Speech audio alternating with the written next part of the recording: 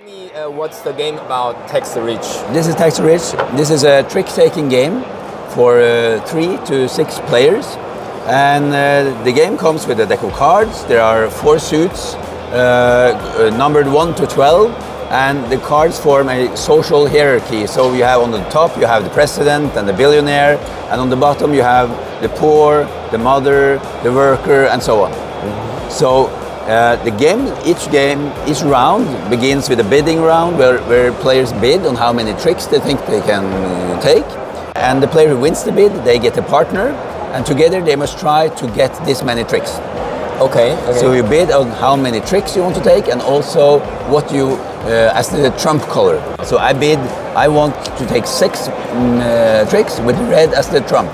And you say, no, I want 7 tricks, but yellow as the trump. And I say, okay, I want 8 tricks. So one player wins the bid, that determines what the trump color is. So now red is the trump color. And I have to get 8 tricks together with my partner. And the way I get the partner is that I ask for a card. I say, okay, who has the red number 10, for example? Mm-hmm. And whoever has the red number 10 is now my partner. And the other players are on the other team. So there are always 2 teams. Okay. The player who wins the bid and their partner, and the other players. Okay.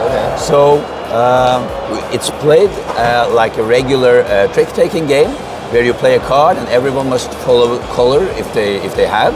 If they don't have, they can play a different color. Yes. But there are a few twists to the game. So first of all, the 12, the president he's an incompetent leader, so you cannot lead a trick with the president. You can only play him as a follow-up card. On the bottom, you have the poor. The poor has the ability to tax the rich. That means if you win a trick by using this card, you get to take a trick from another player on the other team. At the end of the round, if you have your team manages to achieve this many tricks, you will gain these bonus points shown here.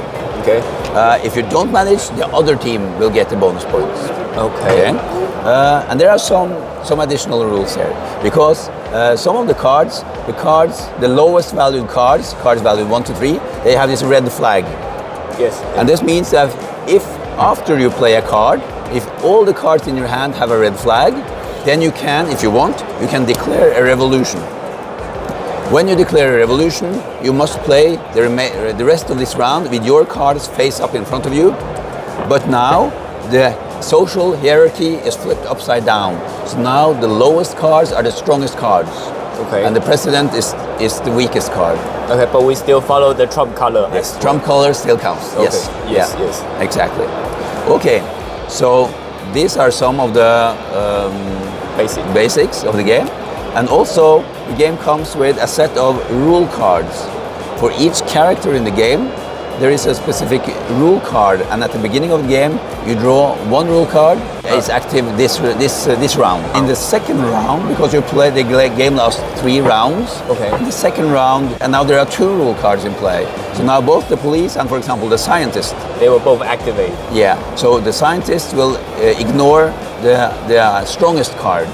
So when the scientist is played, the strongest card doesn't win, but the second strongest card will win, for example. And then in the third round, maybe you place the billionaire. So the billionaire says that when he's played, you must switch your card with the previous player, for example. So, for example, you play a card before me, and I play a card which is billionaire. Yeah. I will switch my card with you. Yes. Yeah. Okay. So you are the billionaire. Yeah. And then I will be whatever. Yes. Okay. The color doesn't matter. Yes. Okay. So, and of course, this is a team game. Yes. So you try to make it so that your team member wins the trick or that you wins the trick. So yeah, and the different combinations of rules make for very different rounds, because the game can feel very different whether the billionaire is in play or whether the teacher is in play or depends on which 3 job is available in the moment. Yes. Yeah. Okay. The judge can change the trump color, for example. So the scoring works like this. So after a round, each player gets 1 point for each trick they have in front of them. So you have individual points. Okay. In addition, if you manage to reach this number of tricks, then this team gets the bonus points. If you didn't manage, the other team gets the bonus points. Okay. After the third round, the 2 players with the most points wins together. Okay, 2 players. No matter, even in the last round, they are team or not, doesn't matter. Yeah, but often they will be on the same team, but not necessarily. So the 2 players with the most points after the 3rd round wins the game together. So sometimes this is a team game, but I don't want you to take all the tricks. I want to take some tricks for myself. Yes, because, yes. yeah. Okay, but if I push too many tricks to you, probably you will win with the other people instead. Yes, for example. So, okay, so this is the base game. There's also one advanced rule. Okay. That is the feminist revolution. Because some of the cards are feminists. They have the feminist symbol. Okay. And if after you play a card, all the cards in your hand have a feminist symbol, you can declare a feminist revolution. Okay, so there are 2 kinds of revolution. Yeah, and you can only declare one of them. So if one has been declared, you cannot declare the other one. With the feminist revolution, all the female characters get plus 10 in value. 10. Yeah. Okay. So all the female characters get much more powerful after the feminist revolution. Okay, okay. That's everything. For a long time, I thought it would be fun to kind of implement some political commentary in the games, and of course, this is meant to be a fun game. But we try to implement some of these kind of political messages, or and play with them and have fun with them. Yeah. But it's also kind of a social commentary on the situation in the world right now, Yeah. which is quite dark. Yeah. Yeah, I think most of the people, based on the theme, based on the name, myself, I feel this game, I want to get it already. Oh, yeah. Yeah. And the gameplay is also very interesting. I'm eager to try it as soon as I have a chance. Yeah, sure. My second game this year is Recall, which is maybe a spiritual successor to Revive. I designed it with the same co-designers and also used the same artist.